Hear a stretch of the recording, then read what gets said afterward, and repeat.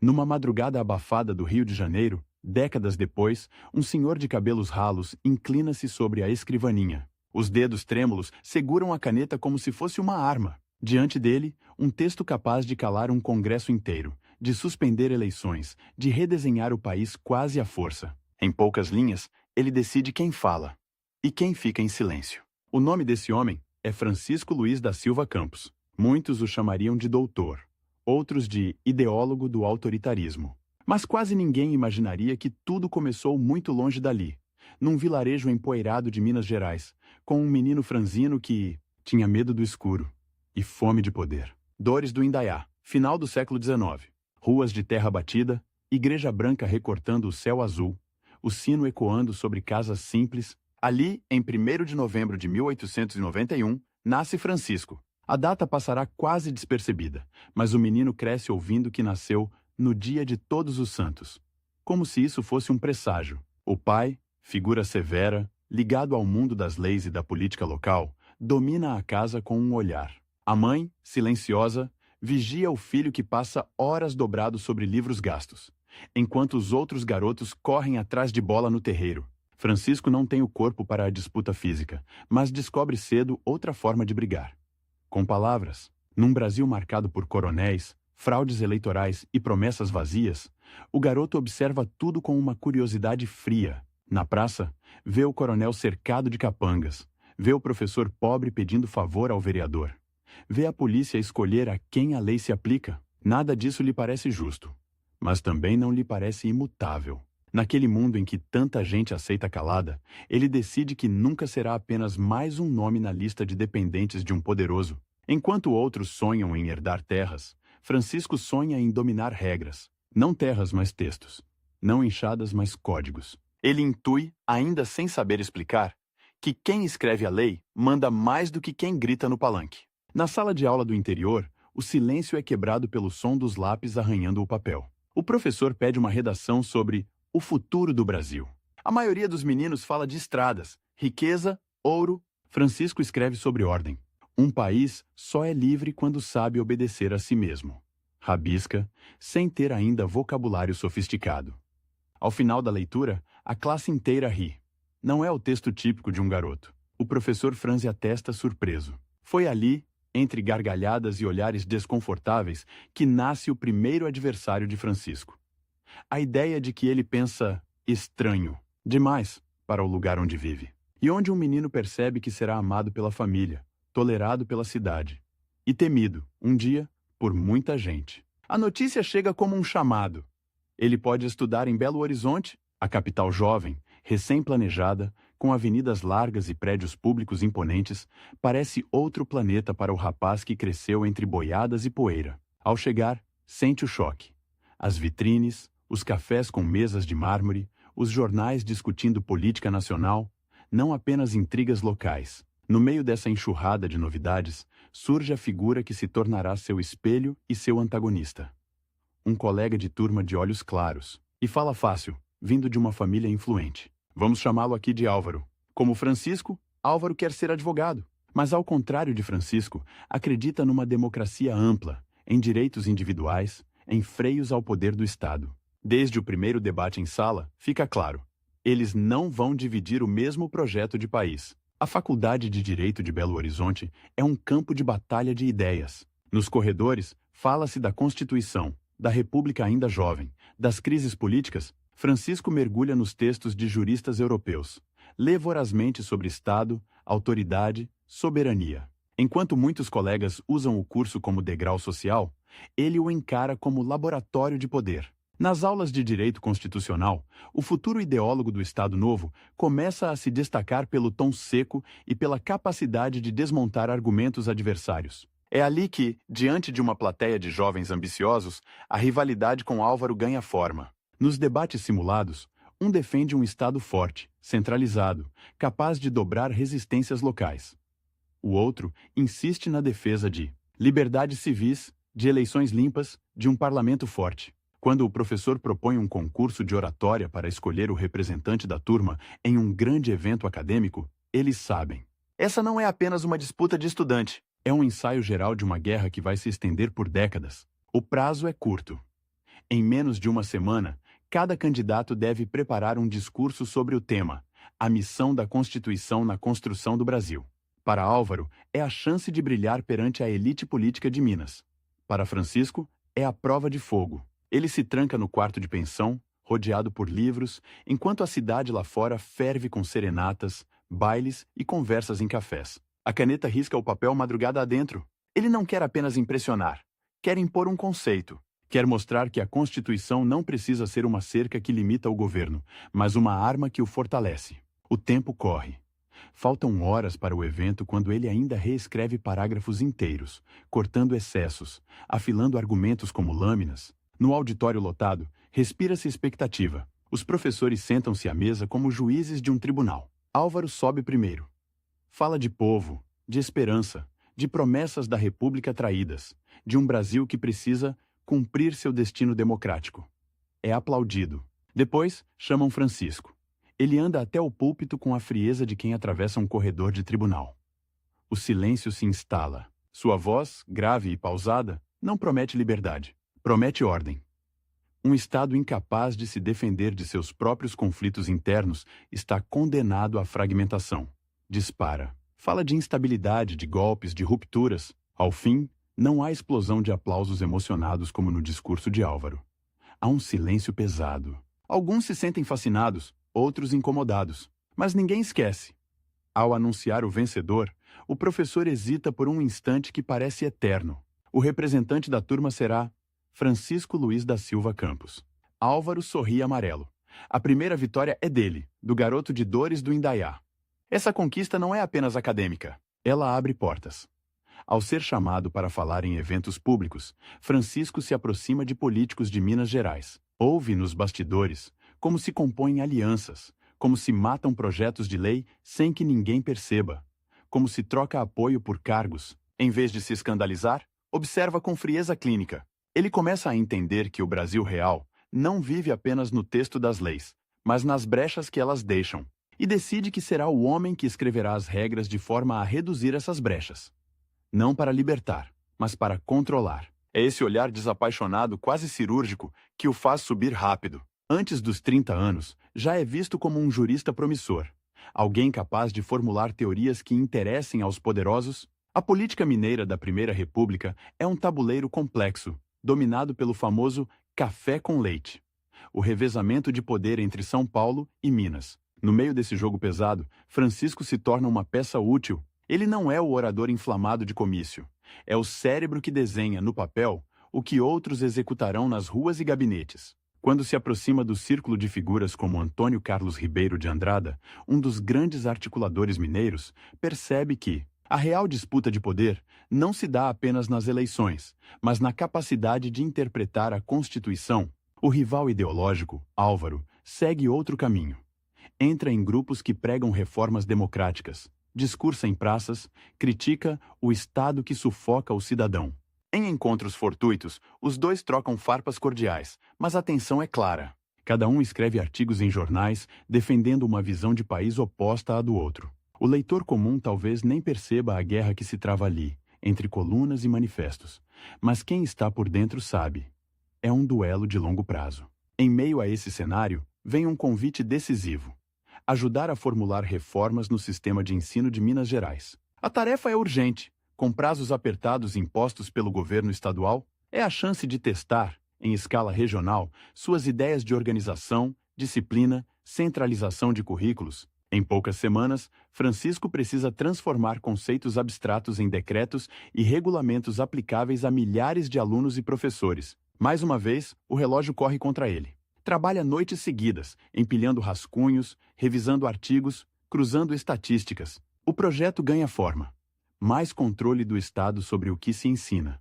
Menos liberdade improvisada nas salas de aula. Para ele, educação é instrumento de formação de uma mentalidade nacional, não espaço de experimentos individuais. Quando as reformas são aprovadas, ainda que com críticas, seu nome sobe mais um degrau. Ele provou que consegue algo muito raro: transformar teoria em norma concreta sob pressão de tempo e de interesses. Enquanto isso, o Brasil ferve.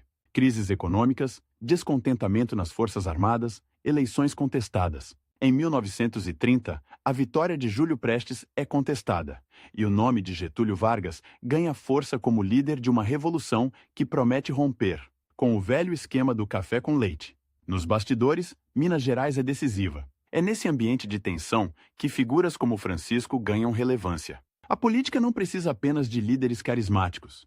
Precisa de cérebros que deem roupagem jurídica ao que se passa nas ruas. Álvaro, do lado das correntes liberais, teme o que enxerga como ameaça autoritária. Francisco, do lado dos que creem que o país precisa de um poder central forte para se reorganizar, vê ali uma oportunidade histórica. Mais uma vez, o tempo aperta.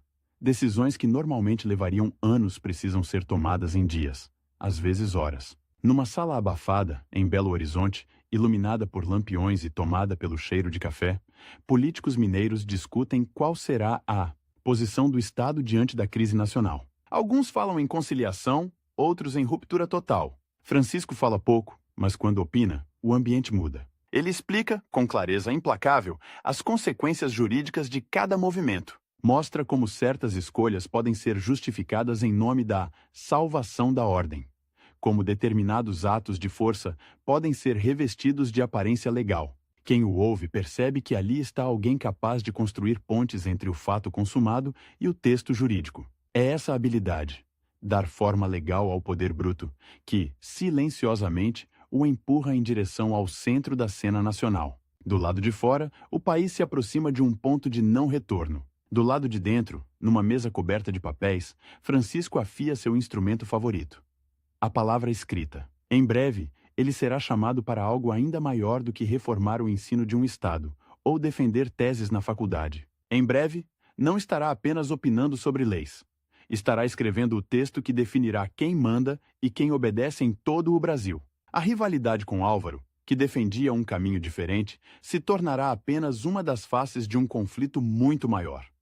Entre um projeto de democracia frágil e a tentação de um Estado forte, implacável, centralizado. E, na encruzilhada da história brasileira, Francisco Luiz da Silva Campos escolherá sem hesitar de que lado quer ficar. 10 minutos.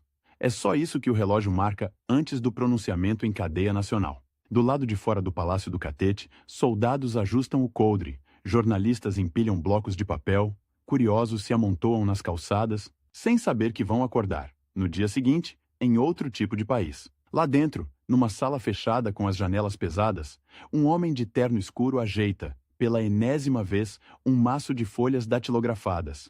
Cada linha dali é um tijolo num edifício de poder que vai esmagar partidos, calar deputados, suspender eleições. Francisco Luiz da Silva Campos respira fundo. Se cometer um erro, se deixar uma brecha, o edifício pode ruir. Se for preciso, milhares perderão a voz para que o Estado ganhe a dele. Em cima da mesa, um papel com um lembrete marcado à caneta. Pronunciamento às 20 horas. Texto final até 18 horas. Ele olha o relógio. Faltam 15 minutos para o prazo. E pela primeira vez em muitos anos, a caneta parece pesada demais. Anos antes, em 1930, o cenário era outro, mas a sensação de contagem regressiva já o perseguia. O Brasil fervia. A eleição de Júlio Prestes havia sido contestada. A morte de João Pessoa atiçava revoltas, e o nome de Getúlio Vargas ecoava como promessa de ruptura. Em Belo Horizonte, Francisco via as notícias chegarem em jornais ainda cheirando a tinta fresca. Artigos, telegramas, boatos de quartéis. Mas por trás do barulho, ele só enxergava uma pergunta: quem escreveria as regras do amanhã? A resposta vinha em convites discretos, reuniões em salas escuras, cartas sem cabeçalho, encontros em fazendas afastadas. Minas Gerais, mais uma vez, era a peça-chave. Ali, políticos pesavam qual lado apoiar: manter o arranjo velho ou apostar em Vargas. Francisco assistia tudo com aquela frieza que confundia amigos e inimigos. Para ele, a questão não era apenas quem, mas como. Uma revolução sem arcabouço jurídico seria só um motim. Para durar, precisaria de alguém que transformasse o fato bruto em norma, o golpe em regeneração das instituições. Quando finalmente recebe o convite para ir ao Rio de Janeiro, não é numa comitiva barulhenta, mas num trem noturno, quase silencioso. A cidade que antes era cenário distante de sua infância, vira de repente palco direto. No gabinete improvisado do governo provisório, Getúlio Vargas o observa em silêncio por alguns segundos, como se medisse peso e utilidade. daquele mineiro de fala pausada. Então diz, quase sem preâmbulo: o Brasil precisa de ordem, Dr. Francisco. Mas também precisa parecer justo. O senhor pode me ajudar com as duas coisas? Essa frase é a senha. Francisco aceita o cargo de ministro da Justiça do governo provisório. É o momento em que ele deixa de ser apenas o jurista respeitado nos círculos mineiros para se tornar figura central na engrenagem de poder nacional. E, junto com o cargo, vem a primeira grande corrida contra o tempo.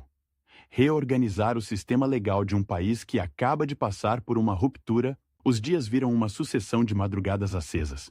Pilhas de processos se acumulam. É preciso lidar com presos políticos, com questionamentos de legalidade da própria revolução, com governadores depostos exigindo direitos. Telefonemas entram pela madrugada, ajudantes se revezam carregando pastas, enquanto ele, curvado sobre a mesa, tenta construir uma linha de coerência em meio ao caos. Em poucas semanas, elabora decretos, pareceres, justificativas que vão dar fôlego jurídico ao novo governo. É nesse turbilhão que um fantasma do passado reaparece. Numa tarde abafada, um assessor entra apressado no gabinete trazendo jornais.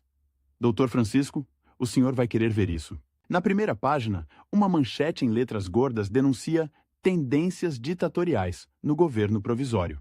O artigo é assinado por ninguém menos que Álvaro. Agora não mais o colega de faculdade, e sim um advogado conhecido, ligado a grupos que pressionam por uma Assembleia Constituinte, por eleições e garantias civis. Em colunas sucessivas, Álvaro critica, com eloquência, os decretos que concentram poder nas mãos de Vargas. O papel de Francisco na elaboração de normas que, segundo ele, abrem caminho para um Estado sem freios. Francisco lê em silêncio, sem mudar a expressão. Mas por dentro, sente o velho duelo acender de novo. Não é apenas um ataque político. É um ataque à sua visão de mundo. Naquela disputa de editoriais, dois modelos de Brasil se confrontam. Para Álvaro, um país de freios e contrapesos. Para Francisco, um país que, para não se despedaçar, precisa de um centro de gravidade firme, ainda que duro. A pressão aumenta quando se torna inevitável convocar uma Assembleia Constituinte. O governo provisório, se quisesse alguma legitimidade, teria que permitir a criação de uma nova Constituição. Francisco sabe que, nesse terreno, muitos esperam reverter os avanços centralizadores que ele tanto defende. Ele não pode impedir o processo, mas pode tentar moldá-lo. E é aí que começa outro tipo de batalha, desta vez com prazos calculados em meses, não em horas. Enquanto prepara projetos e pareceres, precisa articular apoio entre políticos, militares, governadores. Em reuniões discretas, argumenta que uma Constituição pode sim consolidar o poder central, desde que bem escrita. Não é simples convencer coronéis acostumados à autonomia, nem generais ciumentos de sua autoridade. Em cada sala, em cada conversa, ele mede as palavras como se estivesse preparando um novo texto legal. Um adjetivo a mais ou a menos pode alienar um aliado crucial. Do outro lado, Álvaro se aproxima de grupos liberais e participa dos debates que vão alimentar a futura Constituinte. Em discursos inflamados, fala de garantias individuais, de medo de um chefe de governo permanente, de necessidade de limitar o executivo. Há boatos de que ele tentará se eleger constituinte. Quando a notícia chega aos ouvidos de Francisco, a reação é um meio sorriso cansado. É como se o duelo universitário tivesse sido transportado para o centro da história brasileira. A Constituição de 1934 nasce de uma mistura confusa de avanços sociais, inovações como a justiça eleitoral e concessões a quem teme um executivo forte demais. Francisco participa do processo, mas com a sensação incômoda de que o texto resultante é um corpo sem coluna vertebral. Em discursos reservados, comenta que é uma constituição para tempos calmos, num país que nunca conheceu a calma. Essa insatisfação não é só teórica. A crise política e econômica continua. Greves, tensão entre governo e oposição, disputas regionais. Vargas, que havia aceitado o jogo da Constituinte, percebe que o texto de 1934 o amarra. Francisco, agora mais próximo dele, passa a ser ouvido em confidências noturnas, quando os salões do catete já estão vazios. A carta de 34 nos engessa, Dr. Francisco, diz Getúlio, numa dessas conversas. O país se agita, e eu tenho as mãos presas. Francisco não precisa de muito para desenvolver o raciocínio. Explica que a própria Constituição de 1934 contém brechas, dispositivos de estado de sítio, poderes emergenciais que, se corretamente interpretados, podem ampliar o campo de ação do Executivo. E mais, Sugere, ainda em voz baixa, que talvez o país precise de uma nova ordem, mais estável, mais duradoura, menos sujeita às pressões do jogo parlamentar. O que começa como reflexão jurídica se transforma, lentamente, em roteiro político. Enquanto isso, Álvaro se torna um dos rostos visíveis da crítica ao fortalecimento de Vargas. Em discursos no parlamento, denuncia a utilização de mecanismos de exceção, alerta para o perigo de naturalizar o estado de emergência. A imprensa republica suas falas. Em cafés do Rio de Janeiro, seu nome começa a circular como símbolo de resistência civil ao autoritarismo crescente. É como se o debate entre ele e Francisco saísse das salas de aula e se instalasse na própria estrutura do Estado. O clímax dessa tensão se aproxima em 1937. O pretexto público é uma suposta ameaça comunista, um plano subversivo conhecido como Plano Cohen. Espalham-se notícias de complôs, de levantes armados, de risco iminente à ordem. Muitos duvidam da gravidade real da ameaça. Mas no clima de medo e insegurança, a ideia de medidas excepcionais ganha força. Quem está por trás da articulação jurídica dessas medidas? Mais uma vez, Francisco. É ele quem recebe, no gabinete, a incumbência mais arriscada de sua carreira.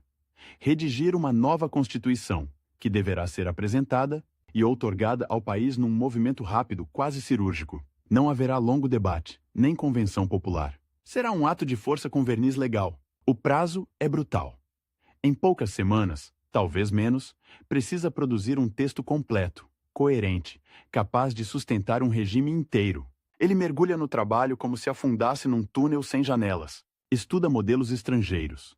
A Constituição Polonesa de 1935, a Carta Portuguesa de 1933, experiências corporativistas da Europa. E começa a tecer um desenho próprio. A figura do presidente nasce como eixo central, com poderes amplos, o parlamento reduzido, partidos limitados, direitos individuais condicionados à conveniência da ordem pública.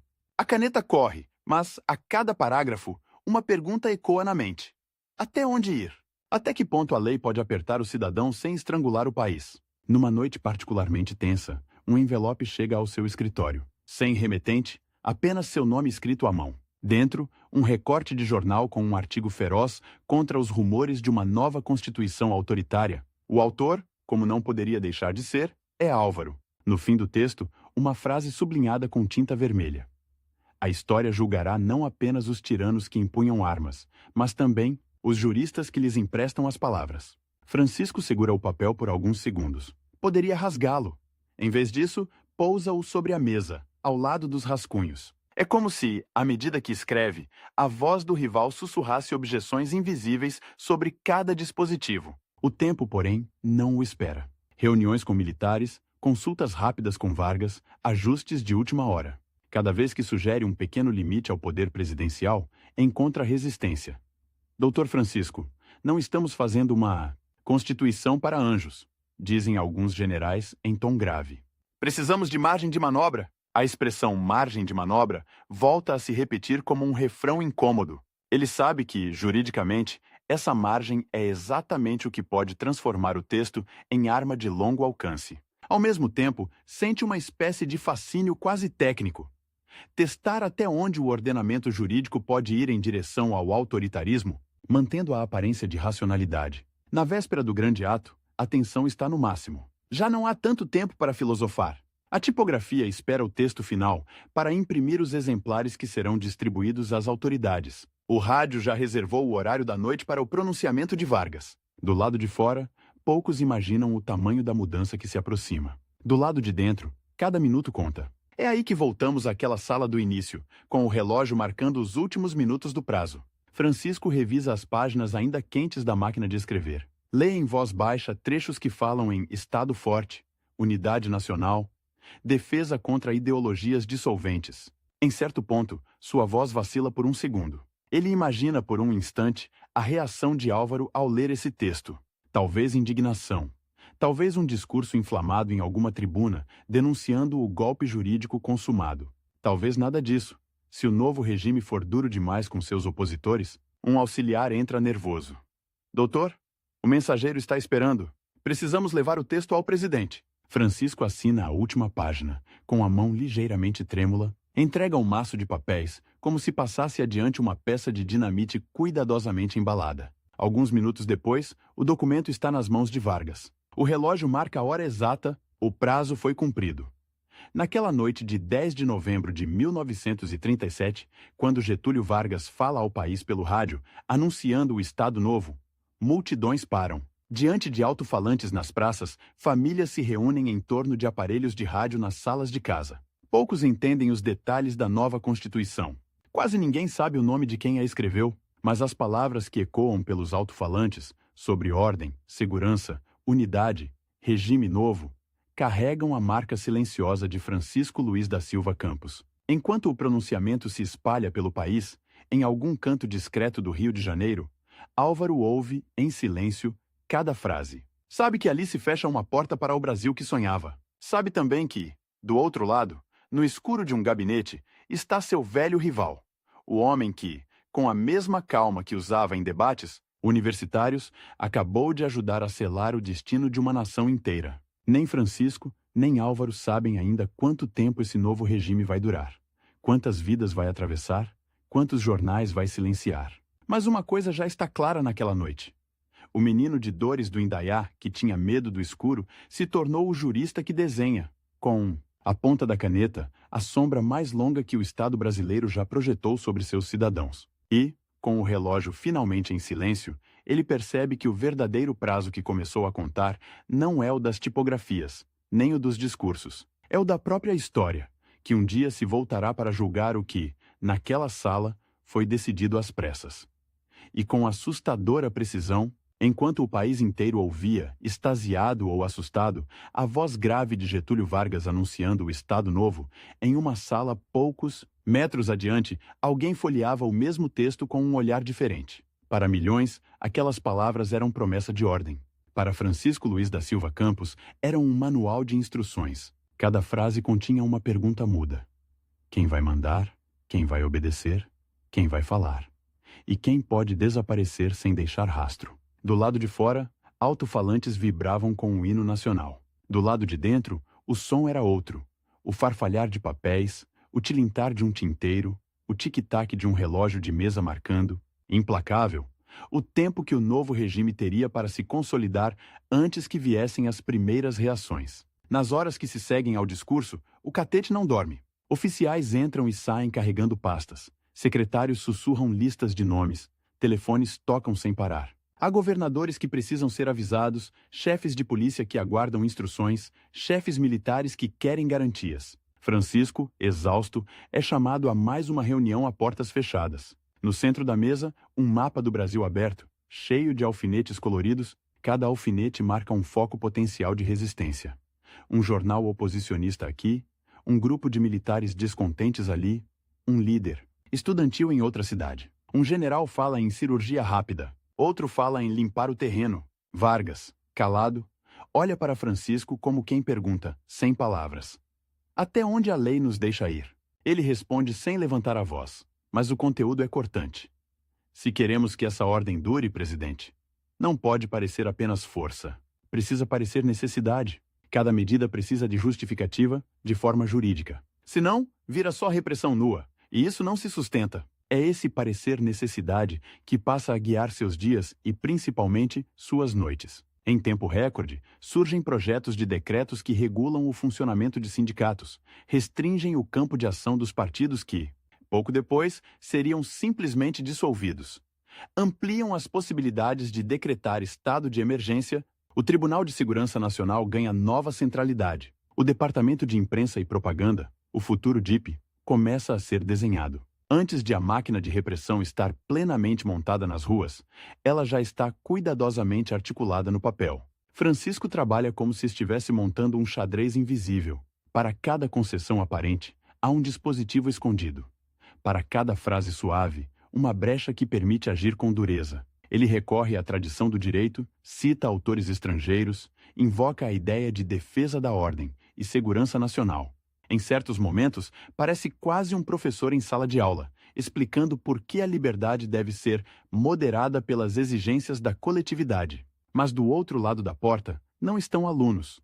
estão chefes de polícia perguntando se podem ou não fechar um jornal às 6 da manhã sem mandado. O prazo para transformar a retórica do Estado Novo em engrenagem concreta é brutal. Vargas quer resultados rápidos. O medo, cuidadosamente alimentado pelo fantasma do comunismo, pelo plano Cohen, repetido à exaustão, é um capital político que não pode ser desperdiçado. Se o governo demorar a agir, os adversários podem se reorganizar. De novo, o relógio o persegue. Em memorandos, Vargas rabisca a margem. Texto até amanhã. Decreto precisa estar pronto antes de segunda. Norma para a imprensa até o fim da semana. Cada bilhete é uma contagem regressiva pessoal para Francisco, mais rigorosa do que qualquer prazo de tribunal. Enquanto isso, longe do catete, alguém lê o diário oficial com a sensação de que o papel se transformou em arma. Álvaro, agora impedido de discursar na tribuna, tenta compreender a nova gramática do poder. As palavras segurança, ordem, unidade nacional se repetem tanto que começam a soar ocas, como se escondessem sempre outra coisa por trás. Em uma noite abafada, ele recebe a visita apressada de um amigo jornalista. Vão fechar o jornal. A ordem vem de cima. Dizem que é para sanear o ambiente. Na manhã seguinte, ao ver a primeira página de um grande diário carioca substituída por um retângulo em branco, cortado apenas pela palavra censurado em letras grossas, Álvaro entende que o duelo contra Francisco entrou em outro patamar. Antes, eles se enfrentavam em textos e discursos. Agora, o adversário escreve as regras que decidem quem pode ou não falar. Poucos meses depois, o DIP ganha forma oficial. Do seu gabinete, Francisco acompanha de perto a regulamentação do órgão. A justificativa é simples no papel: coordenar a propaganda oficial, informar corretamente a população, proteger o povo de boatos subversivos. Na prática, o DIP passa a decidir que filmes podem ser exibidos, que letras de música podem ser cantadas no rádio, que fotografias podem estampar capas de revista. Uma canção mais crítica a políticos é barrada. Uma charge que ironiza o governo jamais chega às bancas. A mão do Estado aperta o volume da vida cultural como quem gira um botão de rádio. À medida que o monopólio da palavra se fortalece, cresce também o peso das leis de exceção. Francisco participa da elaboração de normas que permitem prisões preventivas prolongadas, limitam o direito de reunião, autorizam a intervenção federal em estados considerados indisciplinados. Em memorandos internos, insiste que tudo isso precisa estar vestido de legalidade. Ele não quer um regime que apenas prende. Quer um regime que prenda com base em artigos, parágrafos, incisos. Há uma cena, descrita anos depois por um antigo funcionário do Ministério, em que Francisco, diante de um rascunho de decreto especialmente duro, diz com frieza: se é para restringir, vamos restringir de forma tecnicamente impecável. A história, um dia, vai ler isso. Mas a história não é a única leitora possível. Um dia, sobre sua mesa, cai um relatório discreto, vindo de um delegado do interior. No meio da burocracia usual, uma frase chama a atenção. Com base no artigo tal, foi determinada a prisão do advogado Álvaro, conhecido agitador liberal, que insistia em questionar a legitimidade do Estado Novo. Francisco releu o nome 2 vezes. O velho rival, agora reduzido a uma linha seca em um relatório policial, ele poderia ignorar. Poderia assinar mecanicamente a confirmação da medida. Poderia até aproveitar a oportunidade para se livrar de uma voz incômoda. Em vez disso, pede o processo completo. Folheia depoimentos, recortes de jornais, anotações de agentes infiltrados em cafés e reuniões. Lê as palavras inflamadas de Álvaro sobre restauração da Constituição, direitos pisoteados, farsa jurídica do Estado Novo. Em algum ponto, um auxiliar, sem entender bem, arrisca: doutor, esse aí é um perigo. Vive atacando o senhor pelo nome. Talvez seja melhor neutralizar. Francisco permanece alguns segundos em silêncio, olhando pela janela. Lá fora, o jardim do catete parece calmo demais, quase irreal. Ele então responde, seco: o perigo não está em um homem que fala, mas no silêncio em torno dele. Enquanto ele fala, eu sei onde ele está. Assina um despacho que, em vez de confirmar a prisão por tempo indeterminado, converte a medida em vigilância discreta, com uma justificativa formal qualquer. É um gesto ambíguo, quase contraditório. O mesmo homem que desenha o sistema capaz de sufocar opositores, naquele caso específico, afrouxa um pouco a corda, não por compaixão aberta, mas talvez por uma espécie de vaidade intelectual. Um regime sem críticos seria, aos olhos dele, um regime sem espelho. O Estado Novo segue se consolidando, nem sempre segundo seus cálculos. Em 1938, a tentativa de golpe integralista coloca fogo no tabuleiro. Na madrugada em que militares e simpatizantes do movimento, fardados de verde, avançam contra o próprio Palácio Guanabara, Francisco é despertado antes do amanhecer. A notícia chega em frases picadas. Tiros, mortos, tentativa de tomar o poder. Em menos de uma hora, ele está de volta ao Rio, chamado às pressas para ajudar a formular a resposta jurídica ao levante. O prazo agora é medido não em horas de expediente, mas em número de corpos. Quantos antes que o governo demonstre, também no papel, que não perdeu o controle? De uma sala sufocante, onde oficiais discutem a repressão, a voz de Francisco se destaca, firme. Precisamos transformar esse levante em prova da necessidade do regime. Cada bala disparada pelos integralistas deve se transformar em um argumento a favor da concentração de poderes. Em poucos dias, surgem medidas ainda mais severas: reforço das prerrogativas do Tribunal de Segurança, ampliação das hipóteses de crime político, endurecimento da censura. A ironia cruel não escapa a alguns observadores. O mesmo dispositivo criado, em teoria, para combater subversivos de esquerda é agora usado com brutalidade contra um grupo de direita que havia, em parte, ajudado a abrir caminho para o Estado Novo. Francisco observa esse movimento com a frieza de quem vê um mecanismo funcionar. Mas à medida que a década avança, o mundo lá fora começa a tornar tudo mais complicado.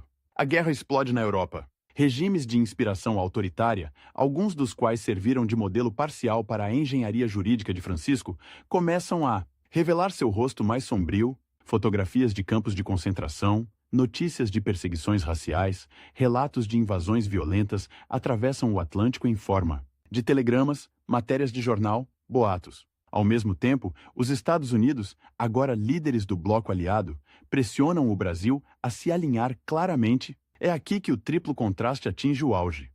O Brasil se prepara para mandar soldados lutar contra o nazifascismo na Europa, enquanto, em casa, vive sob um regime de concentração de poderes, suspensão de partidos, censura rigorosa. Nos discursos oficiais, essa contradição é cuidadosamente maquiada. Fala-se em democracia racial brasileira, em chefe carismático que encarna a vontade popular, em transição necessária.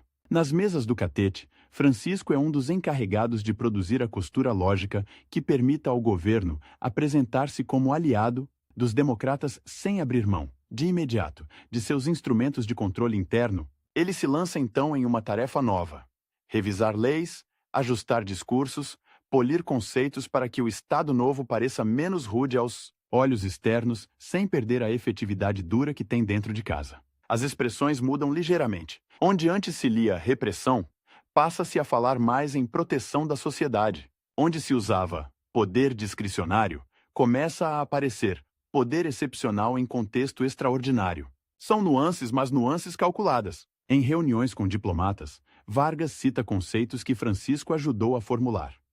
O de uma democracia socialmente orientada.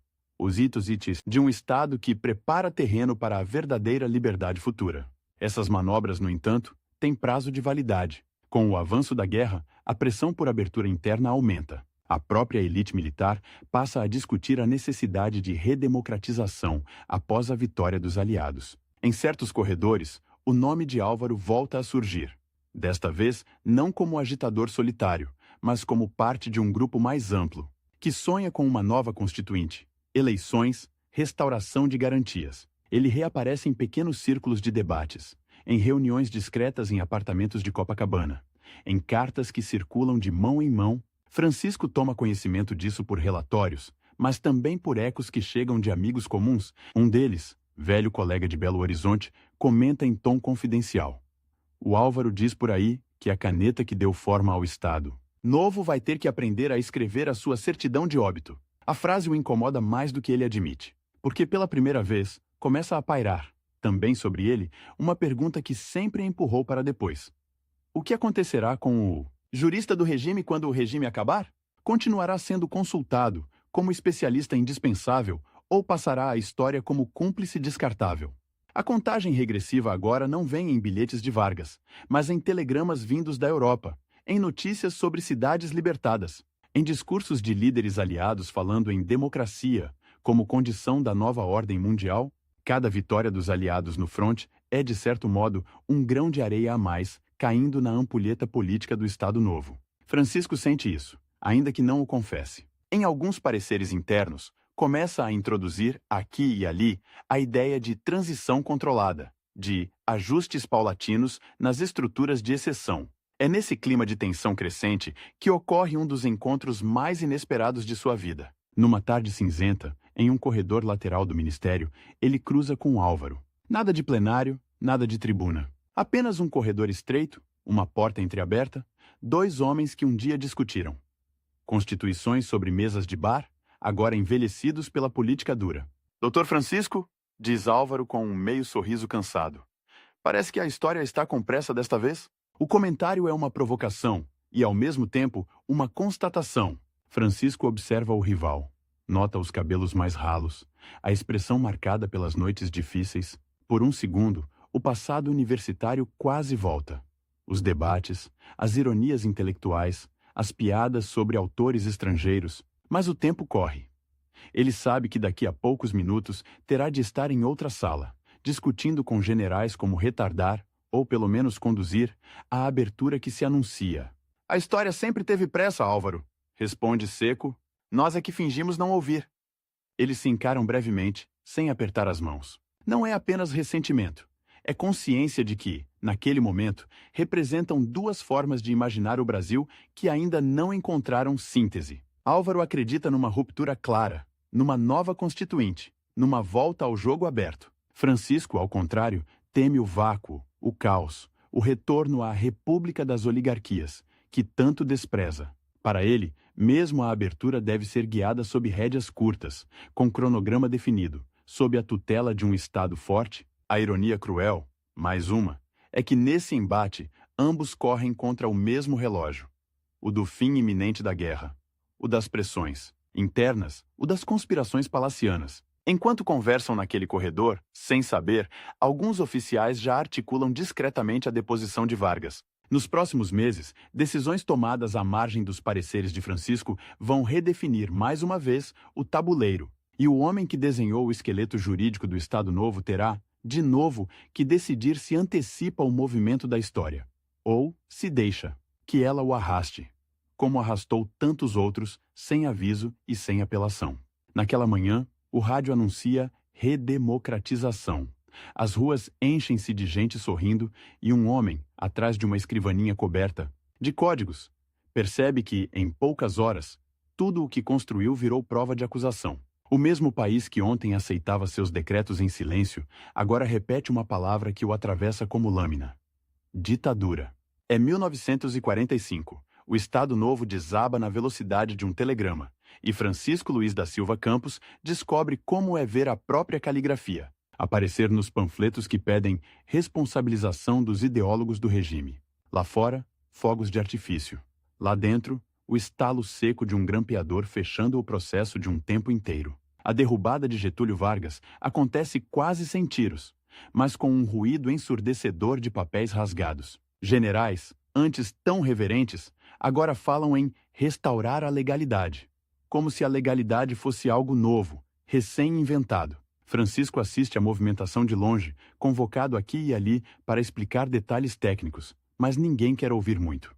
Procuram culpados, não teorias. Em mesas de bar, jovens juristas escrevem manifestos contra o autoritarismo de inspiração fascista, alguns citando trechos da Constituição de 1937 como exemplo do que nunca mais deve ser feito. O nome dele não é sempre mencionado, mas paira, pesado, sobre cada crítica ao arcabouço jurídico do Estado Novo.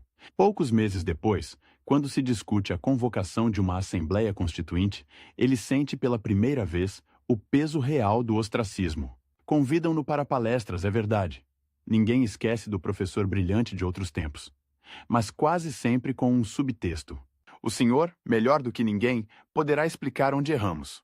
Ele, que se acostumou a ver a lei como instrumento de construção de poder, passa a ser apresentado como exemplo de como a lei pode servir para concentrá-lo em excesso. Ao mesmo tempo, nas entrelinhas, alguns ainda o procuram em privado, pedindo pareceres, opiniões, conselhos, A elite brasileira, mesmo quando se indigna, raramente desperdiça um cérebro útil. É nesse cenário ambíguo que Álvaro ressurge com força. Libertado dos grilhões do Estado Novo, ele se joga de cabeça no movimento pela nova Constituição, dá entrevistas inflamadas, publica artigos em que promete sepultar de vez a mentalidade autoritária. Disputa cadeira na Constituinte. Em um desses textos, circulando em jornais de grande circulação, há uma frase que chega às mãos de Francisco por meio de um amigo comum. A Constituição de 1937 foi o laboratório em que se testou a possibilidade de um Brasil tutelado, que, ao menos, aprendamos a fechar esse laboratório para sempre. A palavra laboratório o incomoda. Ele sempre se viu como cirurgião da norma, não como alquimista de experiências sociais. No entanto, o duelo que parecia perdido para Francisco ganha, de súbito, um contorno mais complexo.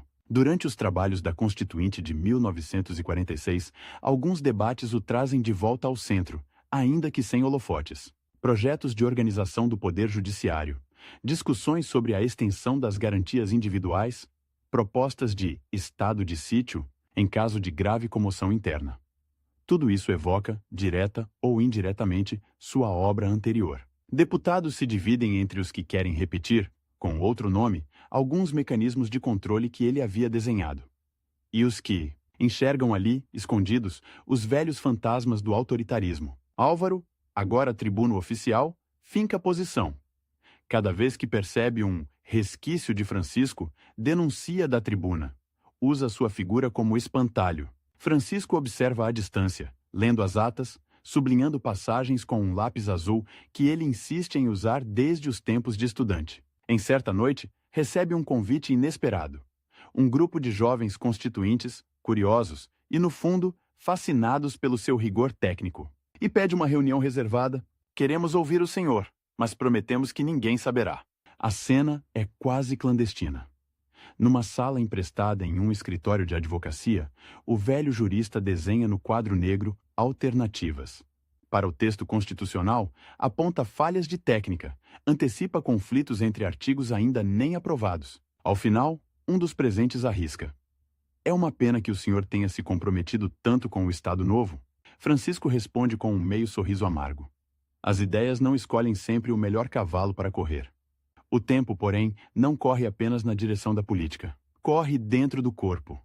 No início dos anos 50, os médicos começam a falar em cuidados, em tratar melhor do coração, em evitar excessos. Ele, que sempre mediu o mundo em prazos de decreto e datas de sessão, agora recebe um novo tipo de contagem regressiva: a de exames, receitas, retornos ao consultório. Um cardiologista, mais direto, lhe diz num corredor de hospital: "Doutor, o senhor não tem mais 20 anos para virar noites sobre papéis." Francisco ouve, mas não obedece por completo. Reduz o ritmo, mas não o suficiente. Continua escrevendo artigos, livros, pareceres. Mergulha na doutrina como quem tenta, pela erudição, manter o controle sobre um país que parece escapar de qualquer controle. Enquanto a democracia de 1946 tenta se consolidar, o Brasil entra em outro ciclo de instabilidade. Golpes tentados, presidentes que não chegam ao fim do mandato, crises militares constantes. Cada crise reabre para alguns a tentação de poder moderador exercido pelas Forças Armadas, de ordem assegurada por um executivo forte. E nessa hora, certos generais mais intelectuais tiram velhos livros da estante. E entre eles estão estudos de Francisco sobre organização do Estado, separação de poderes, medidas de exceção. Ele, já sexagenário, volta a ser lido em gabinetes fardados. Não é mais o homem que assina decretos. É a mente que fornece argumentos para quem, no futuro, talvez volte a assinar atos de emergência. Álvaro, por sua vez, torna-se uma figura de referência da democracia imperfeita que se constrói, professor convidado, articulista respeitado, deputado em mais de uma legislatura. Ele representa, aos olhos de muitos, a antítese do modelo de Francisco. Em cafés de intelectuais, sussurra-se uma comparação quase cruel. Um escreveu a Bíblia do Estado Novo. O outro ajuda a escrever o Catecismo da Democracia de 46. Nenhum nem outro gosta da metáfora religiosa, mas ela pega, quando se encontram, muito esporadicamente, fazem questão de manter a polidez, mas cada frase é um pequeno duelo. uma tentativa de mostrar que a história ainda não se decidiu totalmente sobre quem estava certo. O grande giro da trama acontece em 1964, quando tanques voltam a ocupar ruas, rádios transmitem comunicados em linguagem marcial e, de novo, a palavra revolução é usada para justificar a substituição abrupta de um governo. Francisco, já idoso, acorda naquela manhã com a sensação incômoda de déjà vu. Liga o rádio, ouve nomes de generais, termos como subversão, restabelecimento da ordem, intervenção necessária. Em poucas semanas, um convite chega de forma discreta, quase envergonhada. Emissários do novo poder o procuram para conversar sobre a estrutura jurídica do movimento de 31 de março. É como se um espectro do passado batesse à porta, oferecendo-lhe, mais uma vez, a chance de ser o arquiteto invisível de um regime de exceção. O conflito interno é brutal. De um lado, a vaidade profissional. Poucos juristas vivos têm sua experiência na montagem de sistemas legais em tempos de crise. De outro, a memória do que veio depois do Estado Novo. O estigma de ideólogo da ditadura, as críticas que ainda o perseguem, mas há também o velho medo do vácuo, da improvisação. Em conversas privadas, argumenta que, se o novo regime vai existir de qualquer forma, o melhor é que ao menos tenha algum rigor técnico, alguma forma jurídica que o contenha. Os generais não querem ouvir nuances, querem resultados. Em uma reunião tensa, um deles resume a urgência.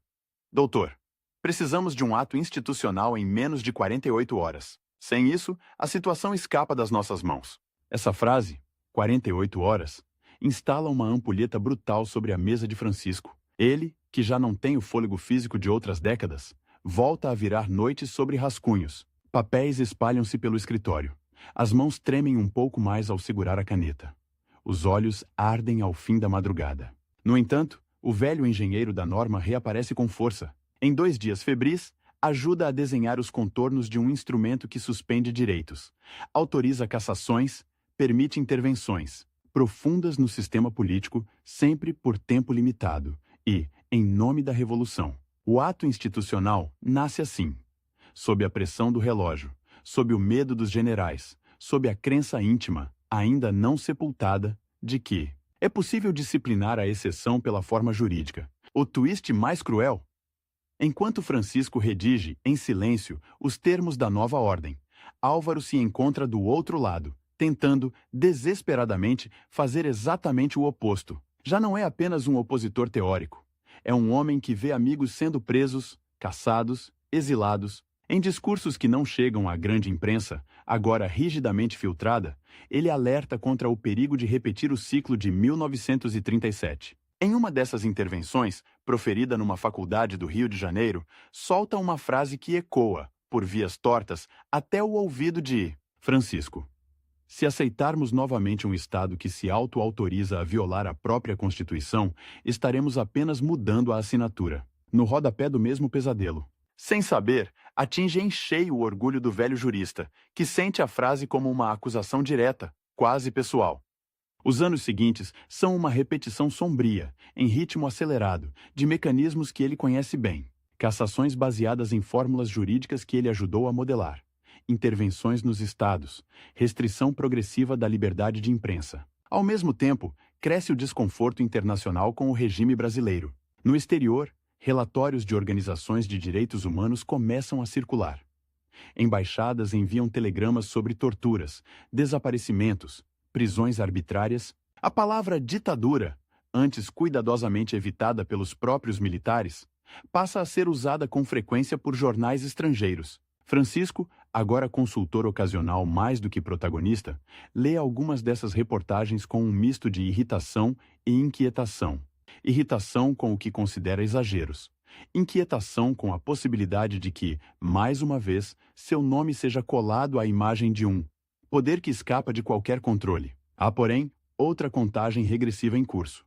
A do próprio corpo. Nos exames, o coração mostra sinais claros de esgotamento. Amigos próximos notam que ele se cansa mais rápido ao subir escadas, que as frases, antes disparadas em torrentes lógicas, às vezes, ficam pelo meio, interrompidas por uma falta de ar discreta, mas insistente. Um médico, menos diplomático, o encara nos olhos e diz: "O senhor pode escolher, ou continua vivendo como se tudo fosse urgência de governo, ou aceita que o prazo agora é outro. O prazo é o seu.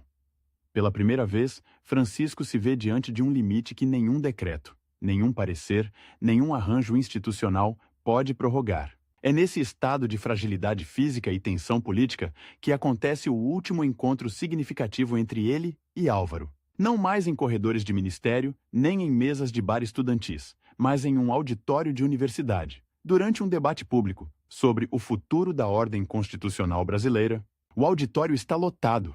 Jovens estudantes seguram exemplares sublinhados tanto de livros de Francisco quanto de textos de Álvaro.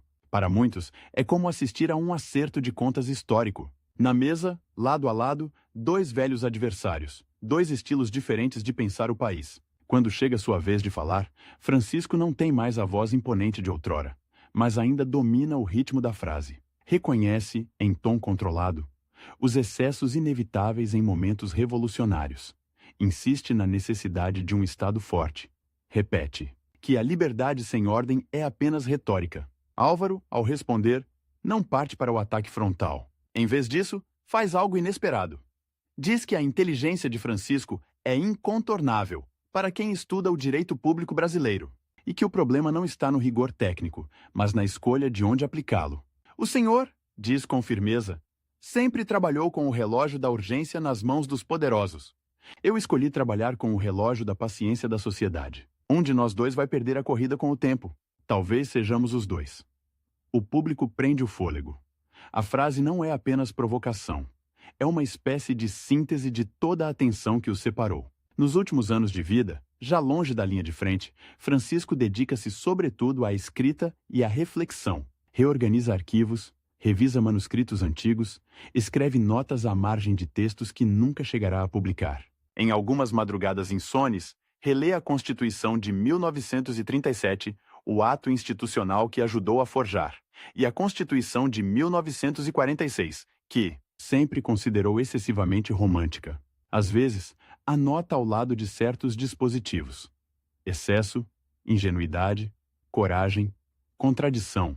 Não é uma confissão clara, não é um meia-culpa, mas é, de certa maneira, um diálogo silencioso com o próprio passado. Sabe que a história continuará discutindo suas escolhas muito depois de a caneta cair da sua mão. Francisco Luiz da Silva Campos morre em 1º de novembro de 1968, num Brasil que se encaminha, poucos meses depois, para o AI-5, o ponto mais duro do regime militar. É uma ironia final brutal. O homem que deu forma jurídica a 2 grandes ciclos autoritários do país se despede pouco antes do auge, de um terceiro degrau da repressão, que já não contará com a sua pena, mas que, de certo modo, se apoia em caminhos que ele ajudou a abrir. Nos obituários, as palavras se repetem com pequenas variações.